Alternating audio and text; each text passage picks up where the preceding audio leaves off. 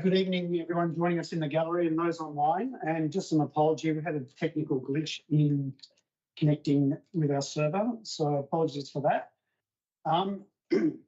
Agenda item 1's the welcome acknowledgement of country, and Councillor Hall's volunteered to do that. Thank you. Wodonga Council acknowledges Aboriginal and Torres Strait Islander people as the first peoples of the country. We also acknowledge them as traditional owners and custodians across various lands.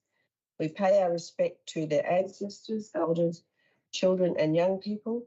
We acknowledge the strength and resilience of all Aboriginal and Torres Strait Islander peoples and recognise their continuous connections to lands, borders and communities across the country. Thank you, Councillor Hall. Agenda item 2's apologies, leave of absence and attendance by electronic means. Are there any items there to be noted? Yes, thanks, Mr. Mayor. I'd like to note that I will be on leave until the September council meeting. Thank you. Thank you, Do we Councillor. need a motion? We need a motion, so it's an approval for leave of absence up until just before the council September election. Council meeting. Council meeting, sorry, council meeting. Yeah. Getting ahead of myself here. Council meeting. Yes. Could I have a mover, please? Councillor Hall, second. All those in favour? It's approved. Thank you. And Councillor Kelsey. Yes, I would also like to note my relatively short leave from 5th of September to 22nd of September inclusive. I will not miss any meetings, but I will regretfully skip a few briefings. Thank you, Councillor Cooley. Could I have a mover for that approval of that leave? Councillor Mildred, second to Councillor Hall. All those in favour? It's carried unanimously. Agenda item 3 is the Good Governance Pledge, and Councillor Aldridge has volunteered to read that. Wodonga councillors have committed to undertake the duties of the office of councillor in the first instance of the municipal community, abide by the Model Councillor Code of Conduct and uphold the standards of conduct set out in the Model Councillor Code of Conduct, faithfully and impartially carry out and exercise the functions, powers, authorities and discretions vested in the office of councillor under the Local Government Act 2020 and any other act to the best of their skill and judgment. Thank you, Councillor Aldridge. Agenda item 4 is declaration of conflict of interest. Call for conflicts of interest. Dear councillors, Councillor Cowan. Yes, thanks, Mr. Mayor. I'd like to declare a general conflict of interest for item 9.5, the Audit and Risk Committee appointments. Thank you. Thank you, Councillor Cowan and CEO. Thank you, Mr. Mayor.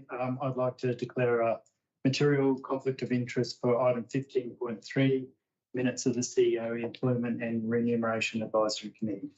Thank you, CEO. Any other conflicts of interest? If not, we'll move to agenda item 5, which is a confirmation of minutes from the previous meeting. There is a recommendation there before us. Mover, please.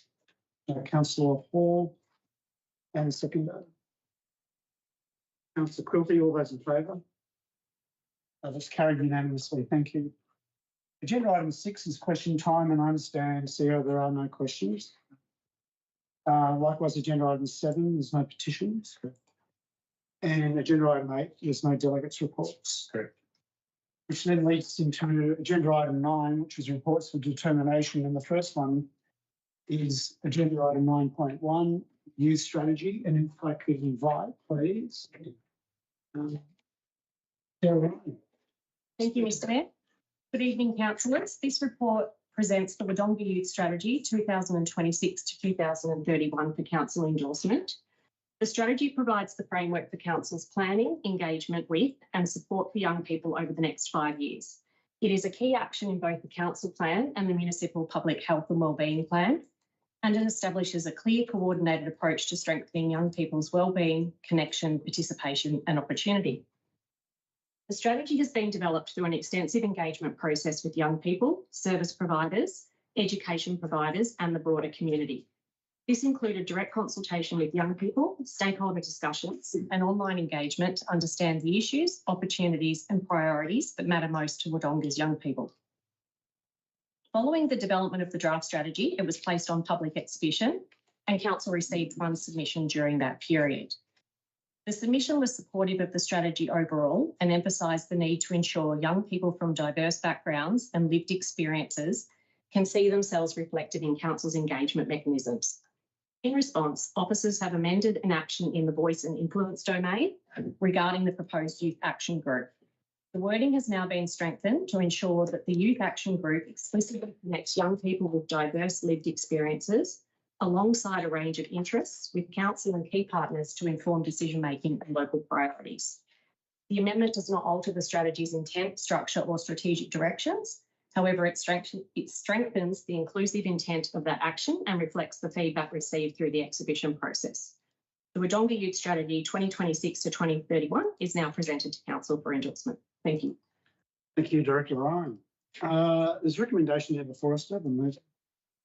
Councillor Knight, as recommended. As recommended, please. Thank you, Councillor Knight. Any seconder? Councillor Cowan. I'm going to invite Councillor Knight to speak to that as the mover. As Director Ryan just stated, we only had the one input, and I think it's really good. It was a really good input to make sure that we're being very inclusive with this strategy, and I think it's going to serve us very well in the next 4 years. Thank you, Councillor Knight. Councillor Cowan is the seconder. Thank you, Mr Mayor. Mayor, I'm really pleased to support this one. When I stood for council, I talked about the importance of young people, about the need to have a voice and to be heard. And after joining council, and particularly after attending the health and wellbeing workshops that were held very early in our term, and listening to those youth stakeholders, I was very motivated to see the development of this strategy. So it's lovely to see it here tonight. I'm especially pleased to see the proposal to form a youth action group. I hope it becomes a genuine, ongoing way for young people to shape Wodonga and be confident to live here. I also want to thank Harmony, a young Wodonga person, for the thoughtful submission about ensuring diverse lived experience is represented, and that feedback has strengthened the strategy.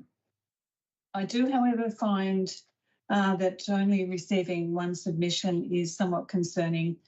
And I don't think it's because people don't care, because I know that they do. My concern is sometimes whether people feel that they're not being heard.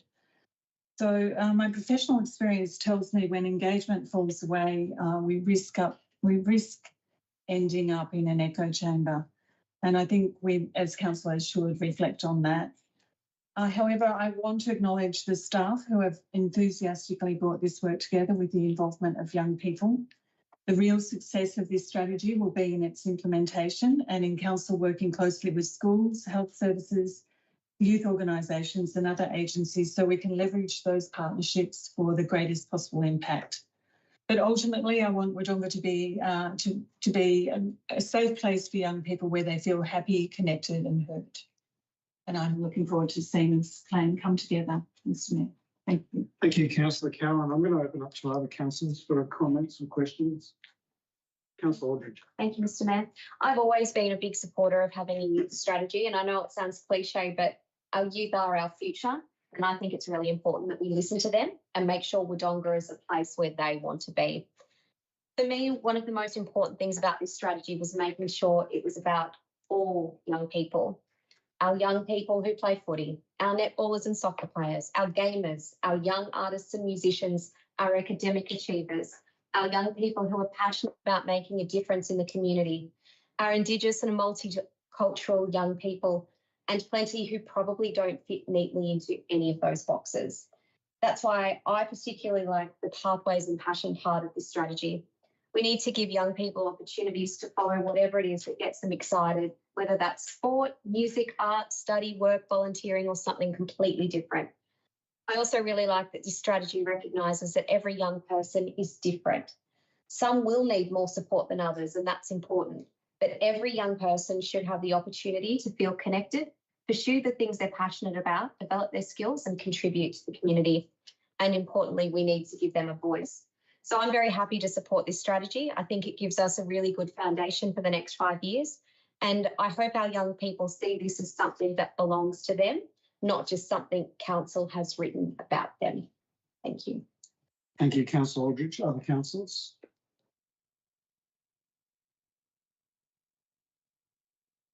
Councillor Cooley, you seem like you're on Look, I did endorse the draft of the strategy before it went to public exhibition, and I haven't changed my mind. I'm going to vote in favor of the strategy.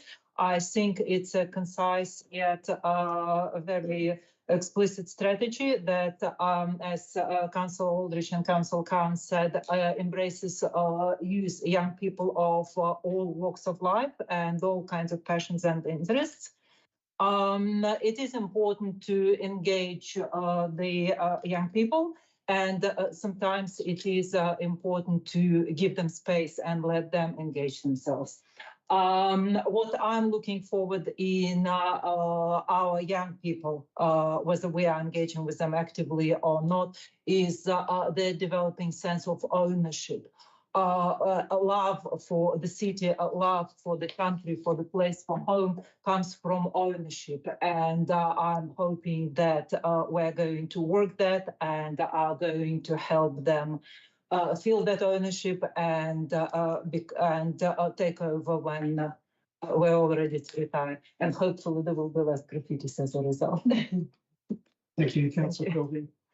If there are no other councillors, before I go to Councillor Knight for right of reply, maybe some comments just from myself, acknowledging the work of staff in the development of the strategy, but also a shout out to councillors. This was one of the initiatives as part of the council plan when this council was elected, and was also one of the initiatives that was funded as part of the 2025 and 2026 budget in terms of the funding of the development of this youth strategy. And also, I think councillors also contributed significantly to the brief in developing the strategy. So I just wanted to do a bit of a shout out to councillors on that. And I'm now going to go to Councillor Knight. Good. Thank you, Councillor Knight. So all those in favour of the motion, that's carried unanimously. Thank you. And thank you, Director Ryan, for your team's work in this area. Agenda item 9.2 is the park name Glencroft Park, and I'm going to invite Director Danny Mulderry to speak to this agenda item. Thank you. Thank you, Mayor. This item seeks council endorsement to place the proposed name Glencroft Park on public exhibition for community feedback. The park is located within Riverview Estate in Killara, and the proposed name recognises its historical connection of the former Glencroft farm to the area. If endorsed, the proposal will be publicly exhibited for a minimum of 30 days in accordance with the Victorian naming rules. Any submission returned to council for consideration prior to a final determination. The recommendation for council is to commence the public exhibition process. Thank you. Thank you, Director Mulderry. There's a recommendation there before us to have a mover. Councillor Aldridge, as recommended, and Councillor Knight, seconder. Councillor Aldridge, would you like to speak to it? Thank you, Mr. Mayor. I think Glencroft Park is a really good name for this reserve. It has a genuine connection to the history of the area, with the property being known as Glencroft going back to the early 1900s. I also really like that we're able to preserve a little bit of that local history as this area continues to grow and change. The Wodonga family have supported the proposed name, and I think it's a lovely way to acknowledge the history of the land while giving the new park a meaningful identity. So I'm very happy to support putting this out for public exhibition. Thank you, Councillor Aldridge. Councillor Knight is the seconder. Right. Any other councillors? If not, I'll put the motion to a vote. All those in favour? Carried unanimously. Thank you very much, and thank you, Director Mulderry, for your work there. 9.3 is the leasing and licensing policy. And I'm going to invite Director Pearl to speak to that. Was it that? No, Director Mulderry again. Thank you, Mayor. This item presents the outcomes of the public exhibition process, proposed leasing and licensing policy, and seeks council adoption for the policy. The policy brings together several existing policies into a single framework and aims to provide a more consistent, transparent and fair approach to managing council leases and licences. The review has been guided by two principles: maintaining broadly the current overall revenue outcomes across the portfolio, while improving consistency between tenants, and introducing a simple, clear and repeatable method for determining rent that reduces reliance on individual judgment. During the consultation period, all existing lease and licence holders were contacted directly. In addition to the public exhibition process, tenants were provided with individual correspondence outlining proposed changes and likely impacts. And follow-up contact was also undertaken, and organisations were offered the opportunity to meet directly with officers. 5 organisations accepted that invitation and met with officers face-to-face to discuss the proposal. Council received 11 submissions during the exhibition period. 10 submissions were supportive of the proposed policy, with 1 submission not supporting the proposal.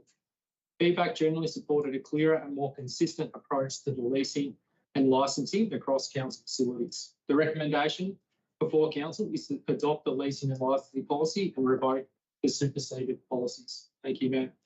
Thank you, Director Mulderry. There's a recommendation then before us to have a mover by Councillor Mildren, a seconder. Hello. Sorry? Oh, no, not as recommended. Not as recommended. Would you like to mention what's your proposed motion? Mr. Mayor, I move that this policy be abandoned and a completely new approach to the utilisation of council facilities be put together. Do you want to just read that again to make sure we capture it? I know the sentiment, but I move that this policy be abandoned and a new approach be put together to the utilisation of council facilities. good. Thank you, Sarah, has captured that. Do you have a second for that? Councillor Quilty, just second. I'm going to then invite Councillor Milton to speak to that as the mover. Thank you, Mr. Mayor.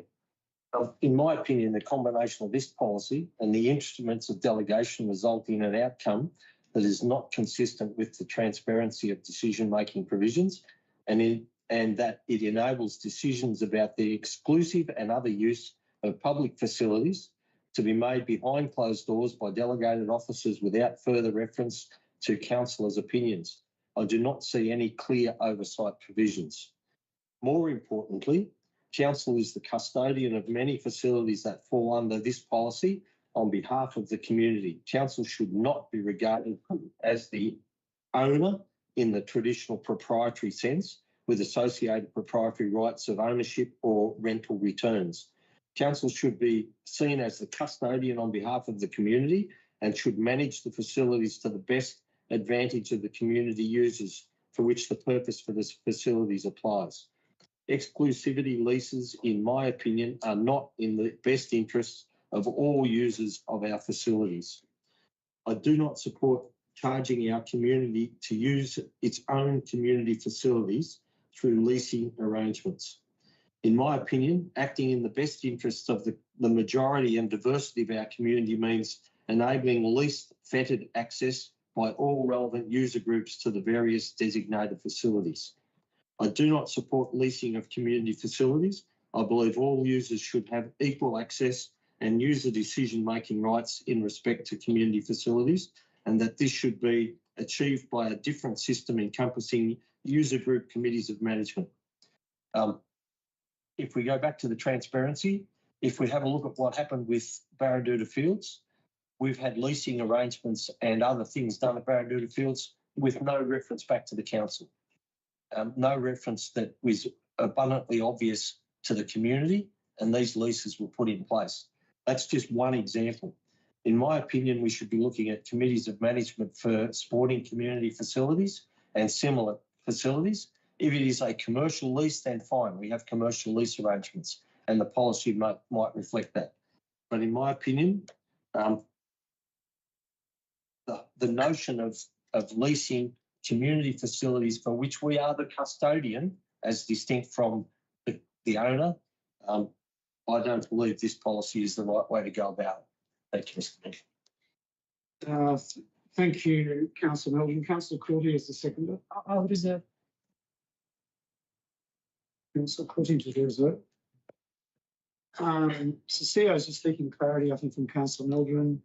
CEO. Mr. Mayor, Councillor Mildren, do you mind if we put draft in front of us? The council abandoned this draft policy, just to clarify it's the proposed one. Yep. Thank you. Thank you, Mr. Mayor. Thank you, CEO. Call out. Thank you. So Councillor Quilty's reserve right of reply. We're going to open up to Any other councillors to speak to this? Councillor Cowan? Mr Mayor, I have a question for Councillor Mildred. Yes. Councillor Mildred, I'm just thinking of an example where what you're proposing might be in contrast, and that's the racing club. What would you say to that? Is that something that you would see in the same light in considering your amended motion? You mean the committee of management for the racecourse? Yeah. The Crown Land Committee of Management? To some extent, the Crown Land Committee of Management should reflect what I'm talking about already.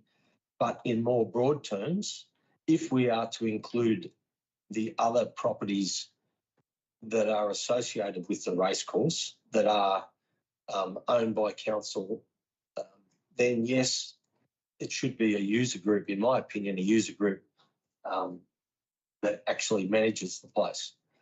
Now, we do have the ability, if we choose to include other user groups that are associated that might own privately owned land adjacent to that, if we wanted to include that in it as well. There are options that we can look at and reflect into the policy. I'm not coming out and specifically saying what it should look like in the specifics. It's the generality that it should be user groups that represent all of the users, and each of them have a commensurate amount of influence as to what the outcomes are on the management, the use of the facilities. Okay, thank you. Any other councillors? I've also got a question. It's more perhaps to the CEO or to Director Naldiri. Just in terms of the practicality of having all these committees of management over council assets, I'm just trying to understand how practical is that? How workable is that? You know, how expensive that may be in terms of council's oversight of those committees. Who would like to respond? Start. Thank you. So just to clarify, they are called now under the section 65 of the Act delegated committee. So committee manager being replaced, just a reference, they do serve the same purpose, of course. As part of the council plan, there is an action to review that, and it is something we are in the process of starting. So to review delegated committees and the effect on to bring that before council. At this stage, I'm unable to provide professional advice on potential impacts. What I can say is that there have been a number of councils move away from delegated committees due to the resource burden. But again, I have not, from Wodonga's point of view, reviewed that. Thank you, Sarah. You want to add to that? Certainly, the resourcing considerations would have to be accompanied with the process. I can speak to how that worked in New South Wales. And that was quite extensive following a review by the various audit committees on this approach. So I think there's somewhere, especially Albury, we could go to for some experience around this as well, but obviously has to comply with the Victorian. Thank you, CEO. And lastly, Councillor Milton, you'd see in the event that this motion were to be passed as a resolution, that this would be something that would be phased in on the maturity of tenure of each of the leases. I'm not going to the level of detail of trying to dictate how this should unfold. Right. I'm actually putting it out there that we should review it and we should look at it and investigate all of these things on merit. And well, I guess I can respond more to that when I close. But yeah. Okay. Good. Any other councillors? Councillor Cowan? I'd like to speak to it. Is there any other questions before that? I will. Have you got a question? No, I just want to speak to it. Yeah, okay. Councillor Cowan and then Councillor Hall. Speak. Yeah. So I definitely support consistency, transparency and a fair approach to council-owned property. I'm not opposed to the tier system, and I'm certainly not opposed to reviewing how we manage these properties. But for me, it's not so much the concern about council's oversight, it's about the principles of the particular policy and the principle that financial capacity and community benefit must matter, not just turnover when we're looking at a tiered approach. So I think if we get that wrong, the unintended consequence could be taking money away from organisations that are using it to deliver vital services or part of the mix of community opportunities that make this a good place to live, and that we don't want that to happen unintentionally.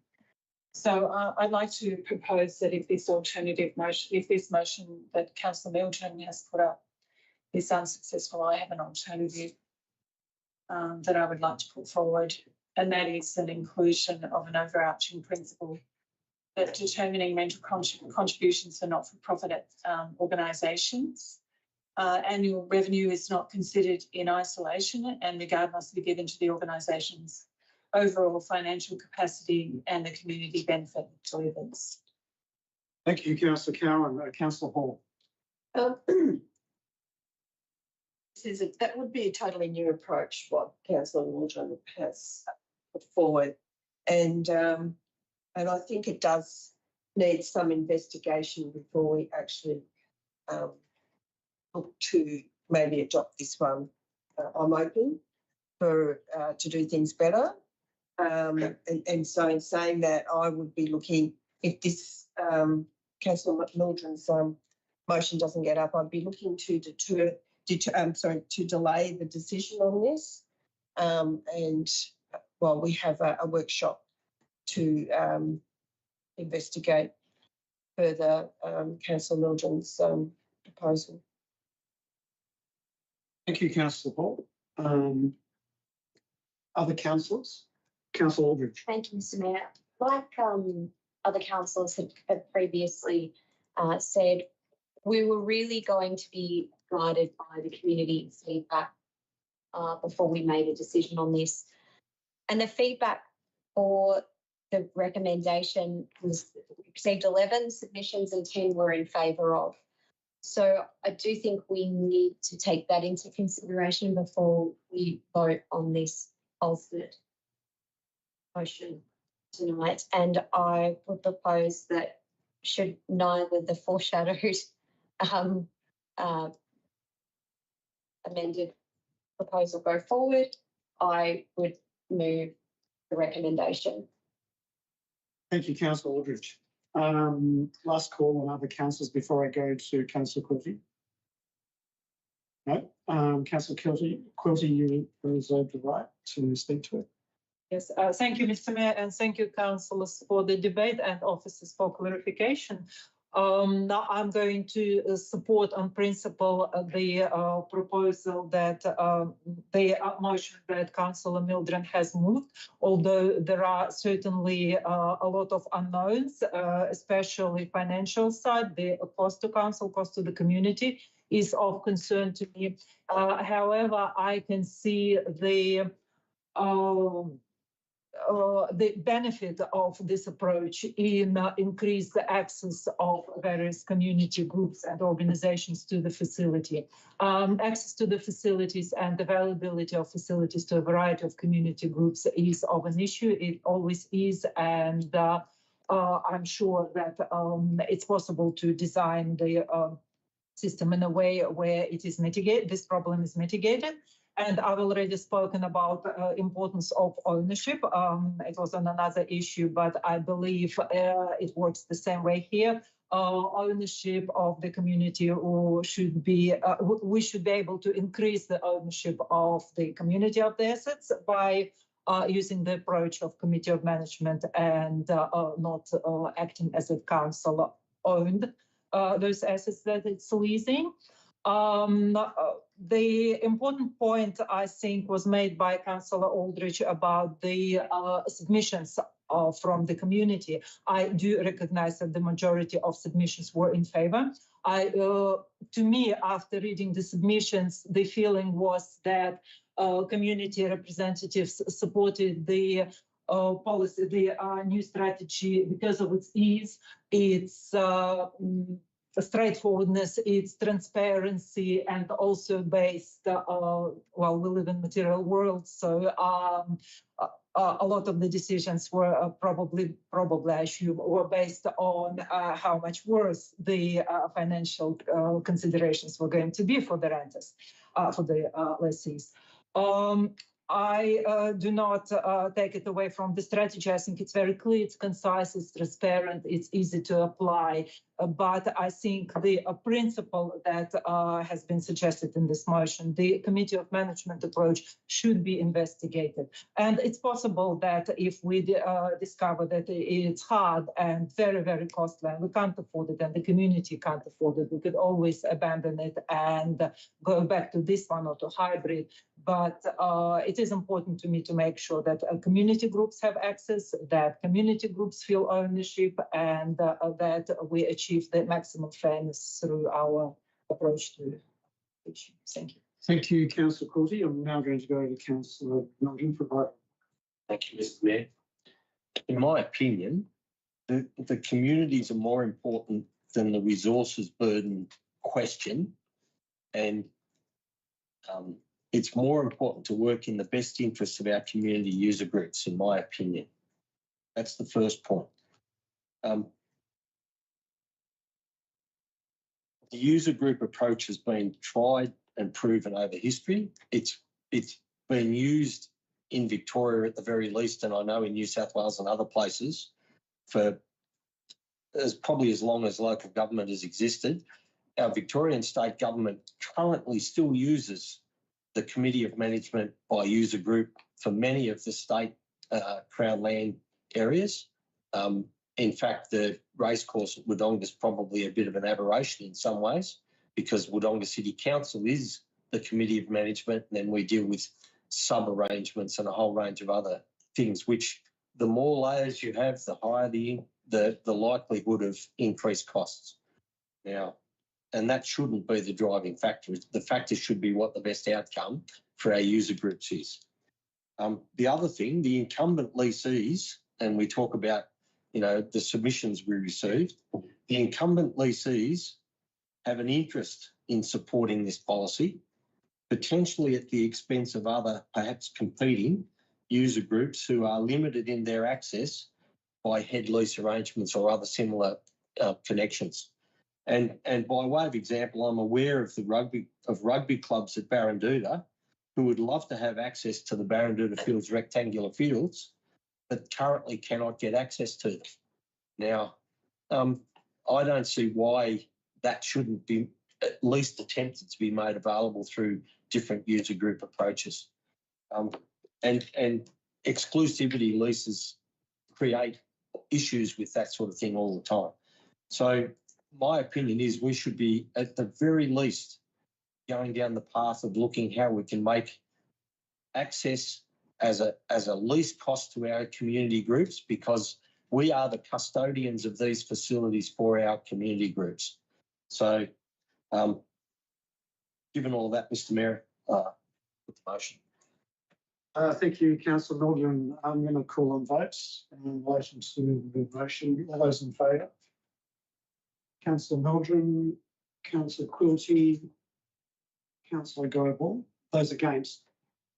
Councillor Knight, Councillor Aldridge, Councillor Hall, Councillor Cowan. Motion fails.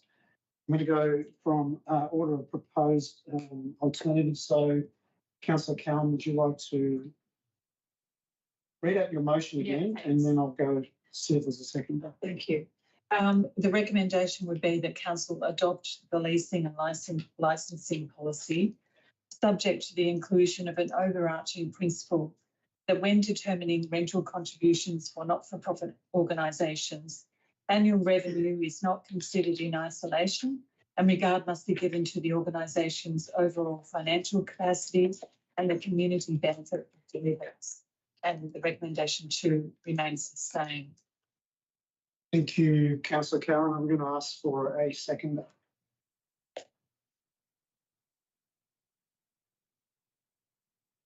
In the absence of a seconder, that's lapsed. which then means we'll go to Councillor Aldridge. Thank you, Mr Mayor. As recommended. Sorry. Is there a procedural issue? Sorry, I beg your pardon. Sorry. Missed that. Deputy Mayor, Councillor Hall. Sorry. Yes, I haven't got the exact wording because it's come out, but I propose that we delay the decision on this licensing policy to a further workshop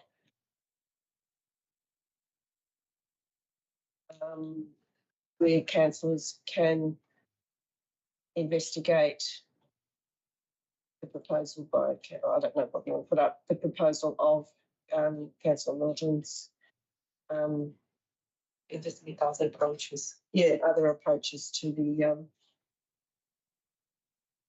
licensing and leasing. Council defer the item to a future workshop with councillors to look at other alternative approaches. Thank you. Thank you, Councillor Hall. I do have a second for that. Councillor Quilty. Councillor Hall, would you like to speak to that? look, I think it makes sense. I'm not prepared to throw this out straight away, this policy, because there's been a lot of work being put into it. And I do see some benefits in it, but having said that, I see there's some negatives too that have been concerning to me. And Councillor Mildren has made some commentary around that with other organisations missing out with some licensing agreements and sole, control of football fields and other council infrastructure. So I think in my view, the best way forward is that we further discuss this, see where we can get to in an agreement, but also look at the costings, because that will concern me as well. I don't want to, as I don't want to throw maybe out with bathwater, but and I think we need to further investigate Councillor Mildren's proposal. Yeah. Thank you, Councillor Hall. Councillor Courtney.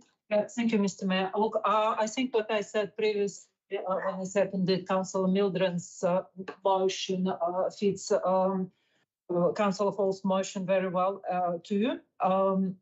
There are a lot of benefits in the current policy. It's clarity, it's ease of application, it's approach that has been supported by a number of community members. However, I would very much like to look at other avenues, including what Councillor Mildren has proposed. The cost is a concern to me as well, and whether the cost will or will not outweigh the benefit of a different approach, or perhaps it's possible to come up with a different approach or somewhere in the middle, hybrid, I don't know, just to look at pros and cons and all the other approaches I think it would benefit the community, and I think it is well worth the extra work and extra time that we might take. Thank you, Councillor Courtney. Other councillors? Councillor Cowan. Thank you, Mr. Mayor. Look, I support the intent of the policy and the tiered approach. I did note, however, that during the feedback from one business, there was a clear suggestion that there'd been some confusion during the consultation. Yeah. I think that does cause me to question the clarity of this strategy, its wider intention. And as I've indicated, I think we do need a principled approach to this. And I've already indicated that I wouldn't support the strategy in its current form. So I will be supporting Councillor Hall's motion. Thank you, Councillor Cowan. Other councillors? Councillor Knight. Yeah, I like this approach as well. I think Councillor Mildren raised some good points that having a head leasee sometimes has failures or doesn't work for everybody. But at the same time, I've seen in Barranduda, especially as some clubs having to share facilities. So sometimes the head leasee does work out very well, and other times somebody pays for a lot of gear and equipment that then other people can access eventually for free. So I think by reviewing it, investigating this, and trying to come up with a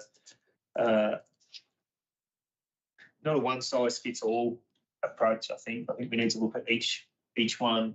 So I will be supporting Councillor Hall's motion. Thank you, Councillor Knight. Other councillors, Councillor Aldridge. Thank you, Mr. Mayor.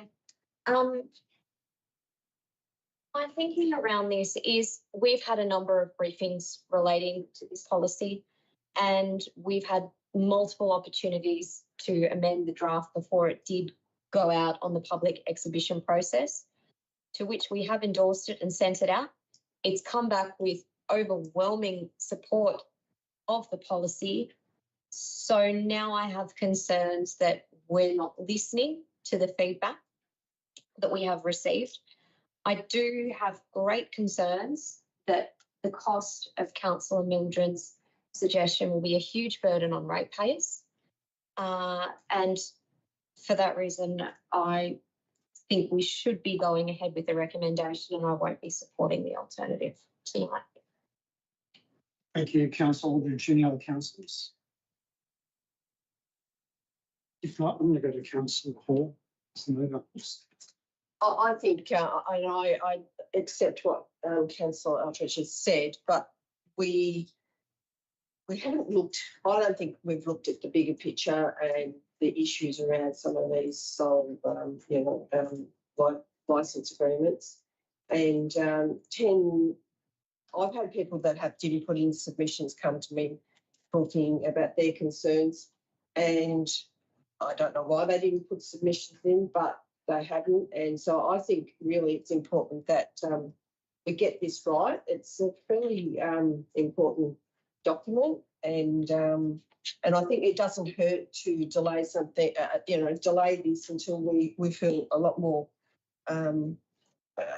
happy that it's going to fit for purpose for what we want. So I don't think there's anything wrong in delaying a policy to look at other ways of doing things, do some more research on costings and see if we can improve it. I just don't see that there's a rush to put a policy and adopt a policy without looking at those other things that we should be looking for. Thank you, Councillor Hall. I'm now going to put to a vote. All those in favour of the motion: Councillor Cowan, Councillor Quilty, Councillor Hall, Councillor Goble, Councillor Mildred, Councillor Knight. Those against: Councillor Aldridge. The motion is carried. Congratulations and apologies, Councillor Hall. I didn't realise you're proposing that as a foreshadowing it as an alternative. 9.4 is the Place Names Advisory Committee member appointment. Dr. Mulderry, would you like to speak to that?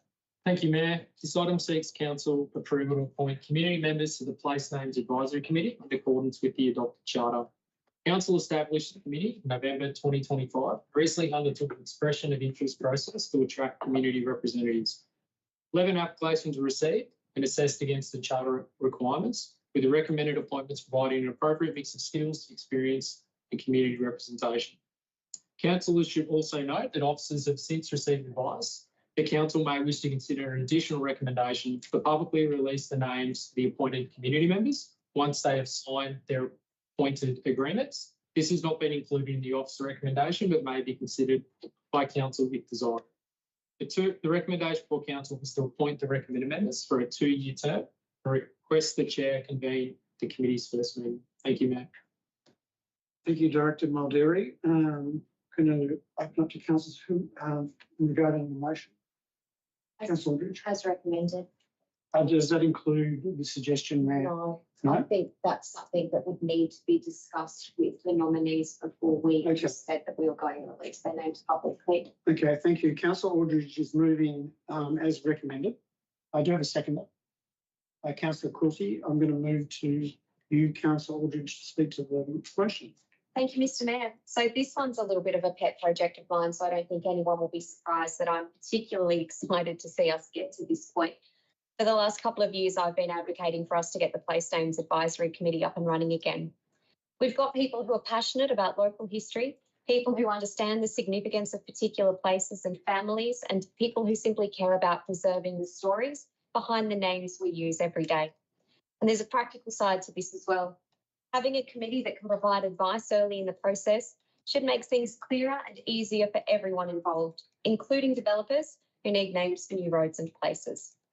I was really pleased to see the level of interest when we called for expressions of interest, and I'm confident the recommended members will bring a great mix of experience, knowledge and perspectives to the committee. And I have to say, if council supports this recommendation tonight, I'm very excited to finally get this committee around the table and get to work. Thank you, Councillor Aldridge. Councillor Cooley. Thank you, Mr. Mayor. Look, while I have never done anything in terms of involvement with the Place Name Advisory Committee, I'm really happy to see it coming back. As many will know, Place Name Advisory Committee existed before, but had to regretfully be abandoned, regretfully due to lack of participation of community members. And it makes me so happy to see such a huge response, such good worthy candidates. And I think that it's a really lovely way to serve the community, to share their knowledge, their expertise and their interest, and many things that us councillors do may be forgotten, but the names of the places will stay there forever, and it will be the work of these community members. I hope that the committee stays this time, that people don't run away again, and that we will have a lot of lovely, easily pronounced names around the place, and thank you to everybody who made it possible for the committee to come back, and looking forward to new names. Thank you. Thank you, Councillor Cooley. Other councillors? Thank you, Councillor Carroll. Thank you. I'm really pleased to support these appointments, and I would like to thank everyone who put their hand up. And I also wish Councillor Aldridge well as the inaugural committee chair. It tells me that people genuinely do want to be involved in the work of council, and I think it's our responsibility to keep finding meaningful ways for them to do that. And committees like this are one of those opportunities. I'd be in favour of the names being made public. I think this is important for transparency, and our community will want to know and celebrate who the committee members are. So if council saw fit, I'd like to foreshadow the change to the recommendation on the basis that the permission of the nominees was sought. But I do think it is an important and opportunity to recognise the contribution that these committee members are going to make for us. But again, I'd like to say congratulations to the committee members, and I foreshadow that alternative if the council saw fit. Thank you, Councillor Cowan. Other councillors? Councillor Hall. I sort As the previous chair. Yeah, I sort of feel it bit that I probably give some commentary around it, but I wish Councillor Aldridge all the best in chairing this new committee, and I was a bit disappointed when it did cease to exist, but and I will say you will learn a lot. There's so much history and information that goes behind names of the streets, and we discuss all of these things in the committee. And yeah, it is, as Councillor Cowan said, it's a great to be. I think the community find it a great experience to be part of the naming of our parks and streets. In history, you look back and you can reflect back on the discussions and the names that you may have had input into over the time that you were on a committee. So I understand why people do put their hands up. It's an important, I think it is an important part of, council work. So the only a little bit of advice I'd give is don't get too bogged down. It's very easy to get bogged down with selecting names. So, and that can drag decisions out. So, yeah, that's the only thing. Don't get bogged down in too much discussion, but yeah, it's important to have some good information to make those decisions. So, good luck. Thank you, Councillor Hall. Any other councillors? Just echoing some of Councillor Hall's comments as former chair and about communities, that volunteers who do participate in the committee. I know previous councillor and committee member John Marnie was also on that committee, and I know, having spoken to him, that he got immense satisfaction in being a member of that committee. I do note this committee is voluntary, but no doubt the new chair will be providing incentivisation through maybe free podium rides, Maybe. something like that. Yeah. Thank you. I'm going to go back to Councillor Aldridge as the mover. Thank you, Mr. Mayor. And thank you, Councillor Hall, for the well wishes. And I'm hoping I can call on you for advice from your expert experience should I need it. And just to Councillor Cowan's comment, I personally would be happy for the names to be published as long as the members are giving their permission, noting that they are volunteers and not receiving payment. And I'm thinking perhaps it could be done via Council's Facebook social media to announce that should that go ahead, just because we don't know at the moment if they agree to their names being published. And that's all I have to say. Thank you, Councillor Aldridge. I'm going to put it to a vote. All those in favour of the motion, that's carried unanimously. Thank you, Councillor Aldridge. Moving on to 9.5, Audit and Risk Committee member appointments. I also understand that general conflict of interest has been declared by Councillor Cowan. So just wait for her to. I know one of the. Thank you, Councillor Cowan. We'll just wait for Councillor Cowan to leave the chamber, and then we'll go to Director Quill to introduce the report.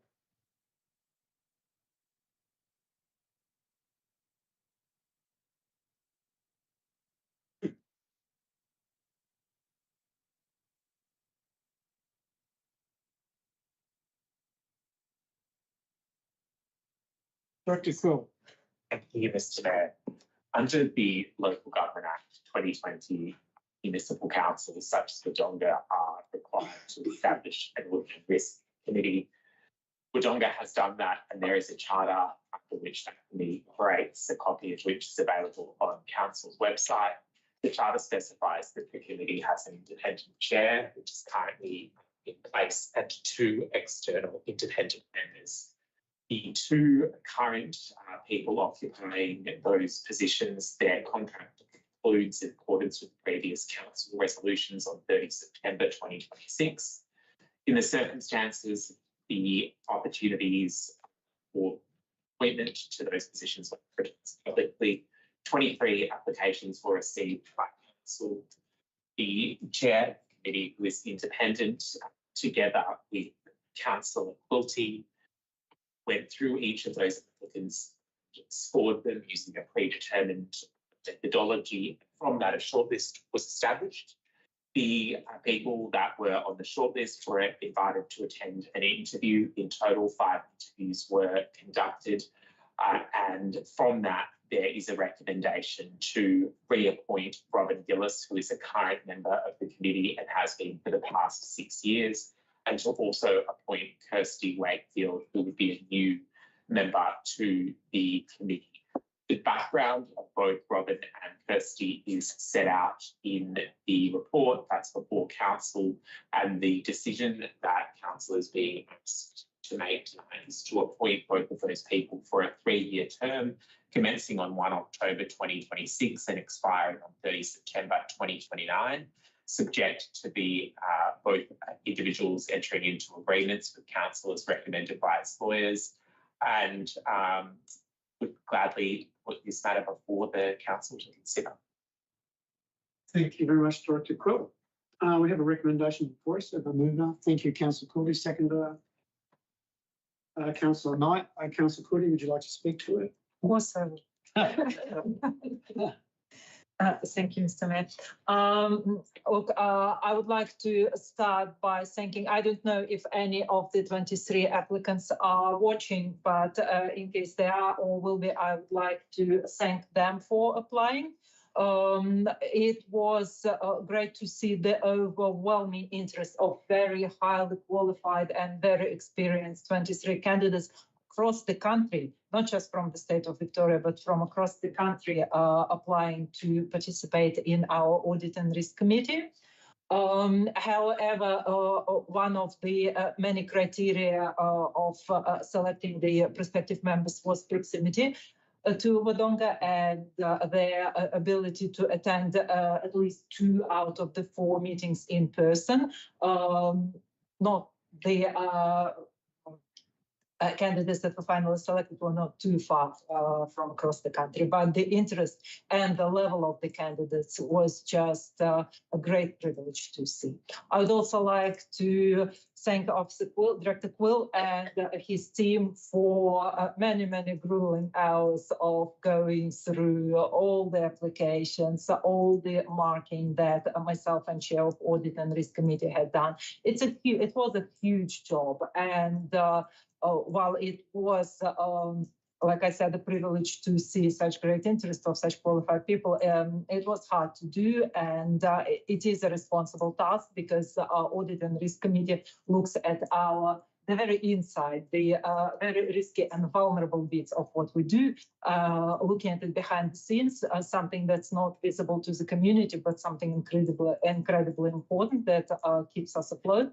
And I would like to congratulate the 2 people who were selected. Robin Gillis, we're very privileged to have her apply. She has immense local knowledge, experience, and I'm very glad that she made it onto her 3rd and final by the rules term.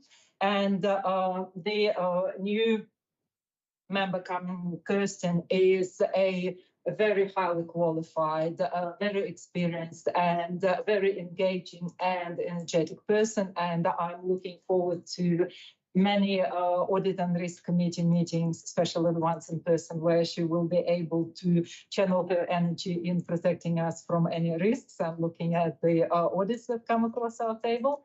I'm really excited to support these 2 candidates, and I wish those who haven't made it on our Audit and Risk Committee all the best in their great and happy professional lives. Thank you very much, Councillor Quilty. Councillor Knight. I will defer to Councillor Quilty's knowledge, and if people haven't seen in the audience or online, her passion for this is amazing, for one of the most boring committees in the world. She has put a lot of hours into this, and as has the staff and people, and I'd really like to thank Councillor Quilty for that. And her passion really does inspire other people to look at these things in a less boring light. And I think if you're excited by them, then we should all be excited. So thank you, Councillor Quilty, and on that, I'm done. Thank you, Councillor Knight. Any other councillors? Councillor Aldridge? Just echoing the sentiments of Councillor Knight and commending Councillor Quilty on her passion for the Audit and Risk Committee and all the important work she does behind the scenes. It is incredibly important, and as you said, Councillor Quilty, it's not often visible to the community. Also, thanks to Officer Quill and his team, and congratulations to the new appointments. Any other councillors? I just like, and I agree totally with all that's been said, but it's really, you know, to have 23 applications received is a really amazing, really, in past, because, you know, for 23 people to want to, you know, be part of Wodonga Council's Audit and Risk team, I think it says a lot about the council. So that's exciting in itself. And I, you know, I think we've got a lot to offer this council, and I think we're doing well. And I think that it's sort of comes to show with the 23 applications that we received. So well done. Thank you, Officer Quill, for your involvement with that and staff as well. And Councillor Courtney, fantastic. Thank you. Thank you, Councillor Hall. Other councillors? If not, I can't endorse the comments of Councillor Knight and Councillor Aldridge. I would like to support Councillor Quill. The Audit and Risk is a very interesting and exciting committee, having attended a couple of them. And I think we're very blessed to have two great candidates to be appointed as independent members of that committee, led by an outstanding chair. So thank you to all the work that's gone in, Brent and Olga, in this, and I'll be supporting the recommendation. I'm going to go to you, Councillor Courtney, as the mover. Thank you. Just briefly, I'm very grateful and grateful for and humbled by the kind words of the councils. However, I think they are not rightly placed here. This is not about me. This is to congratulate the new candidates and to thank Director Quill and Chair Mark Duke for their outstanding work on the selection process. However, those comments will be welcome again when we, a few months down the track, are deciding on the membership of various committees. So just hold on. Thank you. So once again, congratulations to the new candidates, and put the motion. Thank you very much, Councillor Courtney. All those in favour? That's carried unanimously. Thank you very much. Noting Councillor Cowan's conflict of interest there. We can invite Councillor Cowan back in.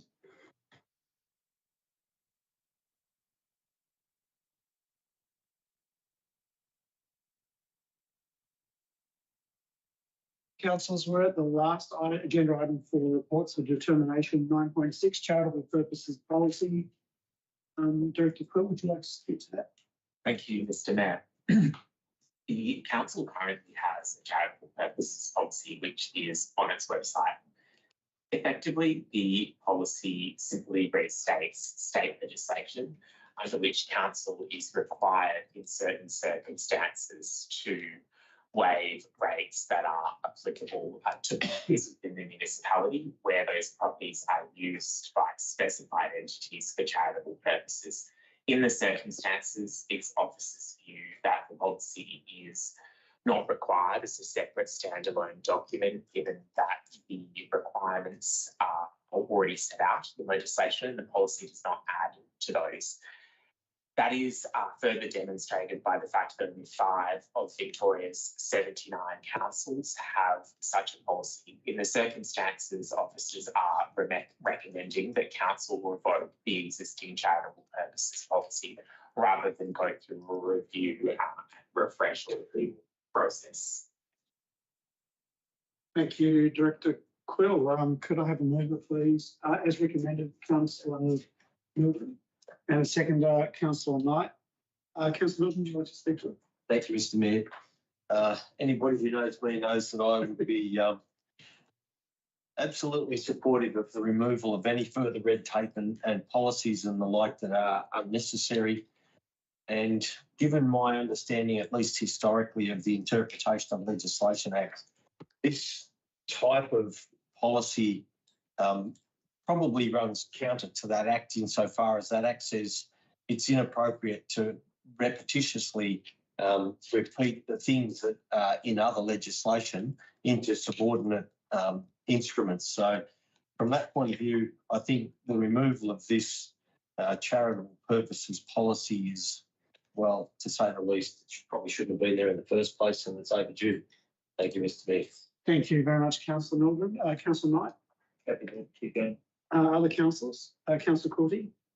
Thank you, Mr. Mayor. I support removal of this policy for the reasons stated. I would very much like to draw the attention of the community to point 2 in this recommendation, which points out that the requests for rate exemption for the charitable purposes organizations is not going to go. It's going to stay there, and it's going to be considered under the Local Government Act 1989, not the newest one, not 2020, because the provisions of 2020 didn't cover what covers the 1989 Act, therefore didn't supersede that part of the old Local Government Act. So the rate exemptions are not going anywhere. They are going to stay, and they are going to be considered by under Local Government Act 1989 provisions, relevant legal principles, and council established administrative process. Thank you, Councillor. Any other councillors? If not, Councillor Milgram. Motion is Thank you. All those in favour? It's carried unanimously. Thank you, Councillor Milgram. So now, reports from voting agenda item 10, there are none. Agenda item 11 is reports for information. 11.1 is the record of councillor meetings. It's for information only. Any comments or questions? If not, we're going to go to 11.2, the decision register. Again, for information only, but are there any questions or comments? No. Agenda item 12 is notices of motion. There are none, which then leads us to agenda item 13, which is general business. And I'd just like to acknowledge the recent passing of three valued members of our community, Doug Miles, Brian Greeley, and Rod Payton. Doug Miles was a respected local businessman whose investment, leadership, and long-term commitment helped drive Wodonga's growth and development over many decades. Brian Greeley built Greeley Motors into a trusted multi-generational family business in Wodonga and became well known for his dedication to supporting local residents and motorists across the region. And Dr. Rob Payton dedicated much of his professional life to caring for the dental health and well-being of local families, leaving a lasting impact on generations within our community. On behalf of Wodonga Council, I extend our sincere condolences to their families and loved ones and thank them for sharing these remarkable individuals with our community.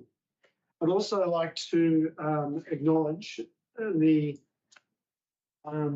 Excellency Governor of Victoria. We had the privilege and honour of visiting Wodonga 2 weeks ago, and in particular, in addition to thanking her for her generosity of time and some of the insights that she shared, thank some of the companies, organisations and people that were part of the 2 days that she spent in Wodonga, getting to see some of our strengths and opportunities and the significant innovation that exists within those businesses and organisations. In particular, I'd like to thank and acknowledge Mars Pet Care, Food Share, TAFE with our visit out to the Innovation Precinct at Logic, Reform Recovery, Opal, Southbound Yarra Army Museum, the Bonagilla Migrant Experience, Northeast Water and Burrager. And lastly, in terms of general business that I have, I'd like to conclude by acknowledging and thanking the Deputy Mayor, Councillor Hall, for acting while I was on leave. So that was very much appreciated, more than you know, Councillor Hall. So are there any other items for general business? No? If not, then I will go to agenda item 14, which is urgent business, and there is none, which then leads to confidential business, agenda item 15. And there is a recommendation pursuant to section 66(1) of the Local Government Act 2020, the meeting be closed to members of the public in order to consider confidential information, and that the meeting be adjourned for 2 minutes to allow the public to leave the chamber. Could I have a mover? Councillor Knight, thank you. Seconder, Councillor Cowan. All those in favour? It's carried unanimously. Thank you for those in the gallery for joining us. Thanks very much.